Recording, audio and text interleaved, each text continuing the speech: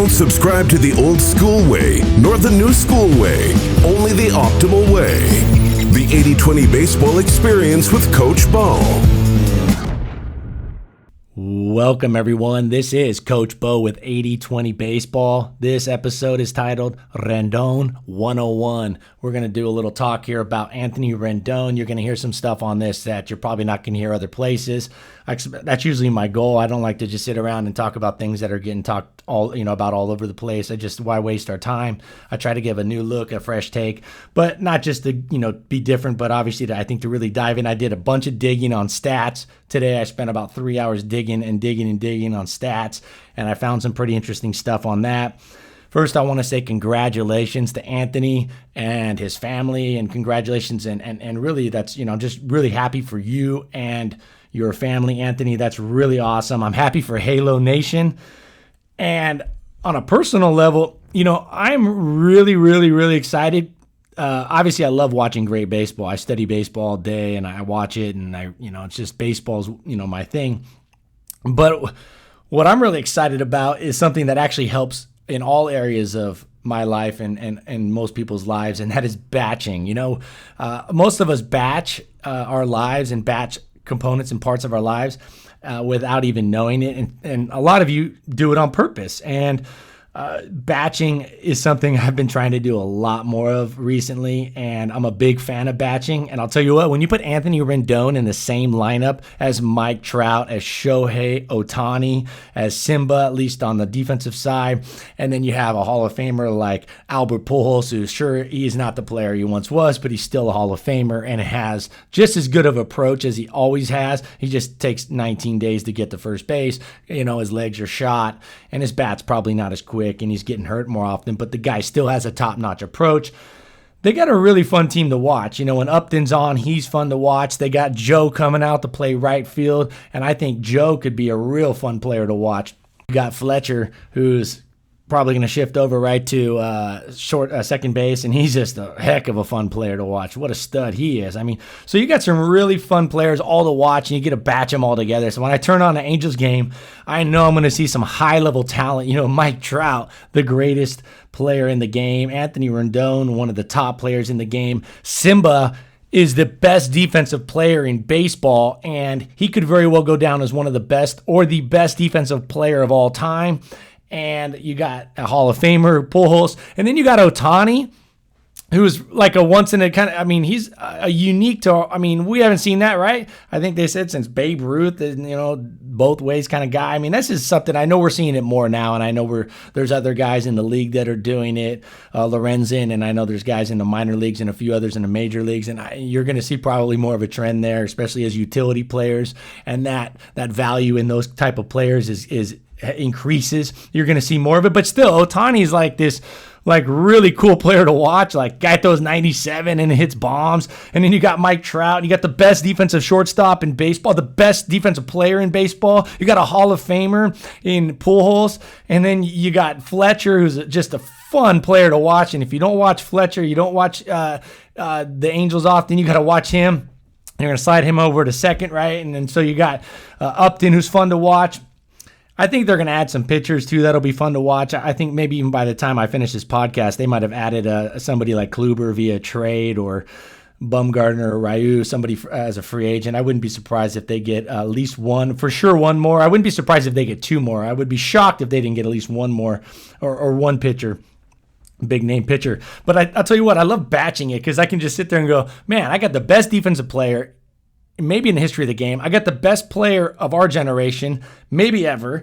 We'll see when all these things shake out. But anyways, you got the best defensive player in the game, the best player in the game. You got the most unique player in the game in Shohei Ohtani. You got the greatest contemporary Hall of Famer right now, and I know his legs are shot. Like I say, he doesn't play like he used to. But Albert Pujols has just a top-notch approach at the plate.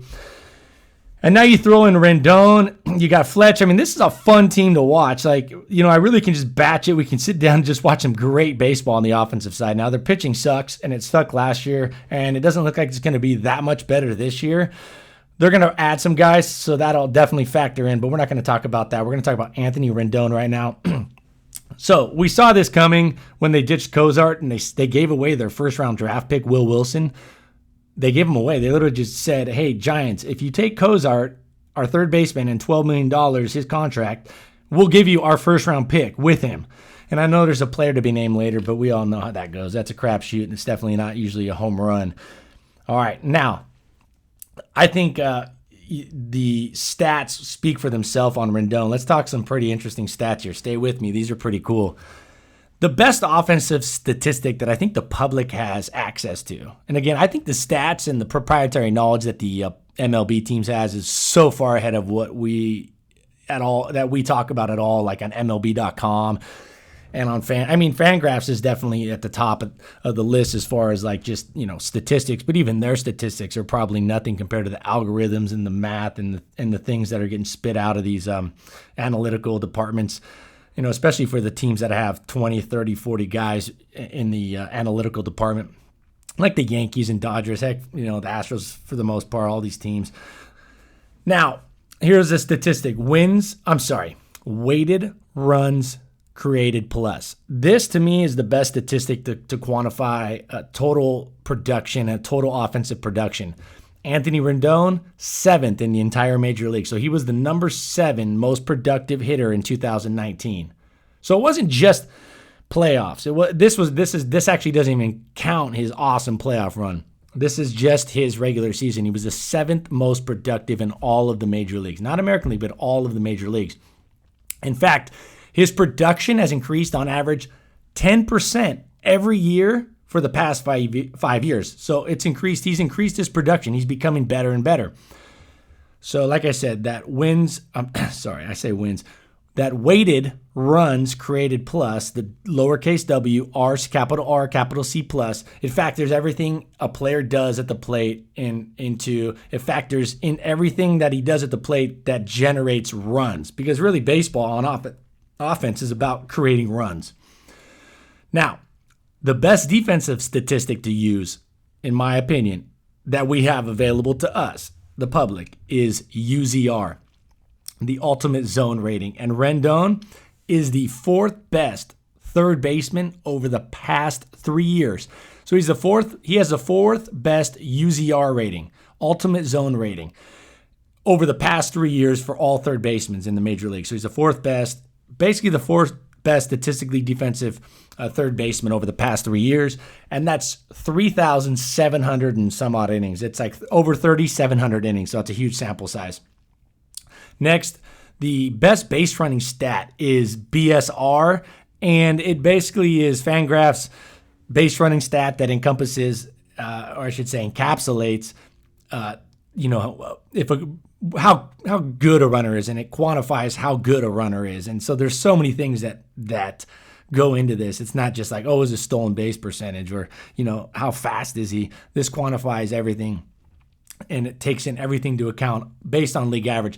Now, he's slightly above league average, which is probably surprising because he's not the most athletic looking guy. He doesn't look like Stanton. He doesn't look like Trout. He doesn't, he definitely doesn't look like a guy like Turner on the Nationals who just, he doesn't look like just a real athlete. I mean, don't get me wrong. The guy, compared to Joe Blow and general public, he's an athlete, but he's actually a slightly above average base runner. Not by much, but he's definitely not a liability. In fact, his BSR over the past 3 years, he's averaged a plus 2.3 runs. That's basically meaning he is 2 runs to 2.3 runs better a year on the bases than the average base runner. And runs is what wins games, and wins get you to the playoffs. And wins in the playoffs get you a World Series ring. All right, so we just touched on the offensive statistics, the defensive statistics for Anthony Rendon, and the base running statistic for Anthony Rendon. We talked about the weighted runs created plus. He's the 7th in the major leagues, and it's increased 10% over the last 5 years. His UZR is the 4th best over the last 3 years of all third basemen, and we're talking 3,700 innings. And his base running statistic, the BSR, is above average. All right, he's a couple runs better than average on the course of the season, and that might make the difference maybe between a win or half a win. And so now something that he is elite at and that is impossible to quantify at this time is how many runs, how many wins does his character add to the team's record in terms of his influence on his teammates' production? Again, he produces and he's going to produce, but how much does his character and how much does a person like Anthony, a high character person, a great teammate, a quality player, a real professional, how much does he add to the teammates around him? Or in a lot of cases, you see players that actually take away, and they're kind of a guy that kind of poisons the clubhouse and poisons the team culture. And he's definitely not one of those guys. He's a top-notch person. If you follow him, if you listen to him, if you read articles about it, what his teammates got to say about him, this guy is a really, really good guy.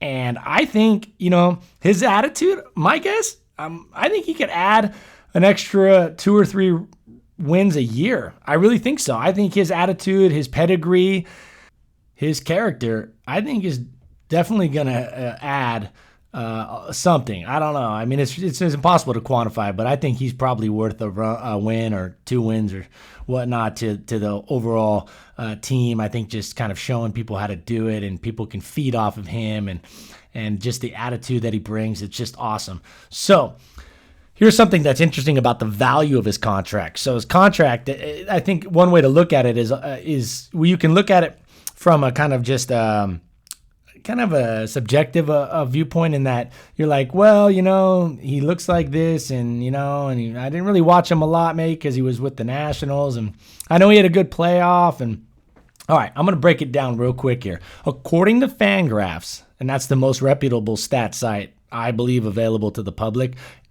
the going rate on the free agent market, is $9 million for +1 WAR. So for an extra win on the free agent market, it's $9 million. Now, again, the free agent market, this doesn't count rookies and arbitration players and guys that are getting paid less, of course. But the free agent market has dictated that $9 million gets you a win. Rendon has averaged 6.6 wins above replacement for the past 3 seasons. So thus, if he continues this for just the next 4 years, so if he continues just to produce as he's done for the last 3 seasons, and again, he's actually improving each year. I just gave you the average at 6.6 wins above replacement over the past 3 years. It's actually going up. This last year, he had 7, which put him like in the top 10 in the league. I think like number 9 in the entire league for the most valuable player. Not the voting, but in actual statistical measurement. So if he continues what he's been doing just for the next 4 seasons, not the entire 7 seasons that he's under contract, just the next 4, he will be worth $238 million. I think his contract is like $245, right? So if he just does what he's done the last 4 years, he's going to be worth $238 million in terms of free agent dollars. Now, add in a solid 5th year, which isn't, I think he'll have. And I think his game plays, for the long term. And add an average 6th and 7th year, and an average player in the major leagues, an average player is about 2 wins above replacement each year. So you do the math, and I did the math for you here. It brings the total production. My guess, his total production in this contract is going to be $304.5 million. So over $300 million in his contract is $240 something. So that's the breakdown on that. So I think overall it's from a free agent standpoint, it's a good pickup. The flip side of that is if you can, get young players that are amazing, like a Bellinger that doesn't get paid anything and just does amazing, or get young guys that just don't get paid much that do amazing, then yeah, that's obviously the ideal way to go. But a guy like Rendon is a stud, and sometimes, you got to wait to see how they do, and sometimes they don't come into their own until, a little bit later. He was a college guy, and, he's had some really good seasons, but, he's 29, and I think he's just really, really just ready to rock. And I think these next 3, 4, 5 years, I think he's going to be, continue to be an elite player. All right, so his character is super high. Coaches, I'll tell you what. Pick high character players. Don't fall for the talent tease. Now, Anthony Rendon is high quality talent, high quality character. He's the winner chicken dinner. But never pick a player for your team, coaches. Never pick a player for your team with Anthony Rendon's talent. If they are a zero of a person, if they are a zero with their attitude, if they're zero with coachability, if they aren't coachable, if they got a bad attitude, if they are poison to the team culture, I don't care if they're Anthony Rendon and Mike Trout put together. And then some of you guys are like, well, I'll take that. No, don't. It's not worth it, because those two guys, I think their combined WAR last year was like 15.5. I'll tell you what, you get a bad player as far as character, a guy who's poisonous to a team culture at any level, he's going to cost you more than that. I guarantee you, they will bring the team down. Don't fall for the talent tease. So Anthony's the winner chicken dinner because he's a high quality, like Mike Trout. These guys are high quality, high talent players. Those guys you pay for big bucks for, and that's awesome. And it's great to see players. You want to be like Anthony Rendon. You want to be yourself, but you want to follow a guy like him. One thing I like about him is he's not really like a specimen. He's not a Mike Trout, he's not an Aaron Judge. He's not a Mike Stanton. He's not one of these guys that, who are obviously studs and would probably still be good if they were 6 foot, but he's a guy that, doesn't look like a real stellar, like physical specimen. And I think his game plays for everybody. I think he's a guy, he gives a nice template to follow for young players. And if you watch him closely, I think he's the kind of guy that a lot of players could kind of mold their game around or kind of to be like. Again, you want to be yourself and you want to play to your strengths, but I think he's a great guy to follow and a great guy to kind of, use as a template to get your game better. That's going, and as I said, I'm talking to players. And coaches, you can use him as an example for your players because it might translate a lot better, to your players rather than Aaron Judge and his 6'7", 250-pound massiveness. All right. High character guy. We talked about his stats, his game, offense. I think he's got a top-notch approach at the plate. I think his approach at the plate is elite. I think it's absolutely elite. He never swings less than 100% with less than 2 strikes. And when he gets to 2 strikes, he swings as hard as it. Go watch him. Go watch if you can find games of him online or highlights. Watch him. And when he gets to 2 strikes, he's not afraid to take the ball off the wall. But I'll tell you what, he's also just got a great approach where, he's swinging as fast as the pitch allows. So if it's a meatball, he's swinging hard. But if it's not a good pitch, he's doing what he can to put it in play. All right, so he's not just looking to put it in play, but he's putting it in play rather than striking out. And I'll tell you what, that's a sign of a great 2-strike hitter. He's, and if you look at some of his games and his highlights, you'll see how with the shift, you got that second baseman playing behind second almost, or just slightly to the right of second from the hitter's perspective, and he's knocking balls into right field that are not being hit that hard at all, but he's got a great 2-strike approach. So he never gets cheated with less than 2 strikes. That's awesome. He never gets cheated, never. And interesting that I see is that his hands start lower on average than most players. And I know I've heard players say that allows him to lay off the high pitch a little better, kind of allows him to feel out the higher pitch. I know a lot of pitchers are elevating now, so that getting the hands kind of at the top of the zone, and thus if the pitch is above the hands, it's a no swing.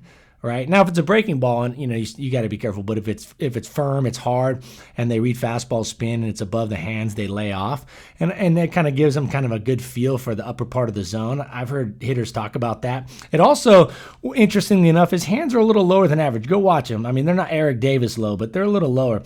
Now, it allows him, in my opinion, what I've seen with him, it allows him to get under lower pitches. It allows him to also, create better launch. Now, he's not trying to hit pop-ups, but it does allow him to get some better launch angle, and it allows him to drive the ball. It allows him to get under some of those lower pitches, especially some of those off-speed pitches, change-ups, breaking balls that stay down. It allows him to get under those a little better and through them a little better than I see the most hitters doing. All right. His hands are in a spot that I really think makes him one of the most efficient to the ball hitters, as far as swings go. I think he's one of the most efficient to the ball. Go look at that. there's really, I mean, it's just boom, right to the ball. It's not a long distance from where he's at to, his load and his set position to contact. It's obviously really fast and quick and athletic, his swing, but the distance, it's really interesting. He's very efficient with that. All right. So he does a great job of driving the hard heat the other way. And thus it allows him to stay a little bit slower if he needs to. It allows him to keep his bat, and I should say slower. It does slow down if you look. If he's out in front, especially with like 2 strikes, if he's out in front a little bit of the pitch in terms of timing, he's able to keep his bat through the zone and still put a pretty good swing on the off-speed pitches, and you'll see him. He hits a lot of fastballs too. I don't think I've ever seen, well, I shouldn't say ever. I very, very, very rarely do you see him hit an off-speed pitch the other way. He's not hitting the ball the other way on purpose, but what he's doing is he knows he doesn't want to just be a fastball hitter, and he doesn't want to be behind all the fastballs and just hit off speed. So he's like any good hitter. He wants to be able to hit them all. And so he's fine with just driving a ball off the right field wall. And that doesn't mean he can't get around on balls, because he can turn and burn on fastballs. But when he gets to those 95, 96, 97, 98 miles an hour, and you're seeing a lot more of that, Rendon has no problem smoking that ball off the right field, the opposite field fence, or over the right fielder's head, or even just in the right field. He's got no problem, and he does it so well. And thus, when somebody does throw a changeup, and when somebody does throw a breaking ball, he can still hit it with some power and keep it in the foul line within, that left field foul line. So he can still keep it fair, which from a results standpoint, other than statistics, but just looking at a spray chart, from results standpoint on a spray chart, that is the sign of a great approach at the plate. Somebody who's willing, he'll drive the ball to right field, the fastball, the firm stuff, and they can still hit the ball hard to left field, even when they're out in front a little bit more. But being out in front doesn't yank it foul. It definitely, he's not coming off the ball and swinging and missing early and getting fooled really bad. All right, I thought those couple of things were pretty interesting about, Anthony Rendon. He's a super, his approach is top notch. His hands are a little lower than average, and I think there's something to that. You go back and look at Ted Williams' hit, and Ted Williams' hands started, lower than the average player these days. And so, Ted Williams was amazing, and he hit the ball with power, he hit the ball for average. He was just amazing, and you see that. And I'll tell you what, Anthony Rendon is efficient to the ball. From where he's at, he's efficient, and I think that would play for every hitter. Again, I'm not a hitting guy per se. Pitching is kind of more my thing, and coaches, how to be a great coach and how to be a great pitcher, and conditioning and strength and conditioning are definitely far ahead of, what I would say my expertise is in terms of hitting. But man, oh man, I've studied thousands and thousands of hitters and been watching baseball since 1985. I tell you what, I think there's something to that where he sets up. His approach is just obviously awesome. But I think where he's setting up and that sort of thing, his torso tilt, man, that's great. So go take a look at that. Go take a look at what Anthony Rendon does on as a base runner now. He is a really smart base runner. He's definitely not a fast runner. He's probably average. He might be slightly below average speed-wise. I haven't seen his foot speed scores. I don't know if he's like 28 or if he's like 20, 26, I don't know, 27, but, he's definitely a little slower than most. But what he makes up for it on base running, he's so smart. He is one of the smartest base runners. So he knows when to stretch a double. He knows when to take the extra base. He knows when to come, he's not going to get doubled up very often. The guy's a really, really, really smart base runner, and that adds runs. That adds undervalued runs, in my opinion, to the scoreboard, which adds wins to the win column and wins championships and really makes a complete player. And on defense, we talked about his UZR rating. He's top 4 third baseman over the last 3 years, and that's factoring 3,700 innings. The guy, he's not a Matt Chapman, no, and he's not an Arenado. Of course, he's not those guys, but this guy is above average defensively, and he's above average on the base paths, and he's well above average as a hitter, and he's elite when it comes to character. Players, there's a lot we can learn from him. Coaches, there's a lot we can learn from this guy. I'm really happy for Anthony Rendon. I'm happy for the Angels. I'm happy for all the Angel fans. I'm happy for my best friend because now his favorite team has a stud added to it. to go along with Trout and the crew. And I'm really excited because I get to batch watch a higher quantity of quality players, and I just love that. I mean, now I can turn on the Angel game and just see one more stud to go with those really unique and awesome players that they do have. They don't have the depth by any means. They're probably the least deep team in all the leagues, and when you consider the major leagues and the minor leagues. But they have some really, really fun. I mean, they got 5, 6, 7 guys that are just really, really, really fun to watch every night. So that's really cool. That's it for this one. Go to 80/20 Baseball. I do have actually, when we're talking about hitting approach, I have a hitting approach article on 8020baseball.com that it's called the 3 True Hitting Plans. And it's really, I boiled down the hitting approach, and I spent a lot of time on this, like a month trying to boil it down. In 35 years of baseball and a lot of studying, and I boiled the hitting approach down to 2 approaches. All right, I think it's ahead of the curve. I think it's the base root of all hitting approaches. And I think it's good for all levels, all the way through. I don't think there's any reason to make it more complex. I think hitting is already tough enough. I think I've boiled it down to just the 2 hitting approaches that you need. Go read it. I think it's a good article. And there's a 3rd approach on there. It's a take approach, but that really doesn't have to do with, when you're swinging. So anyways, go check it out.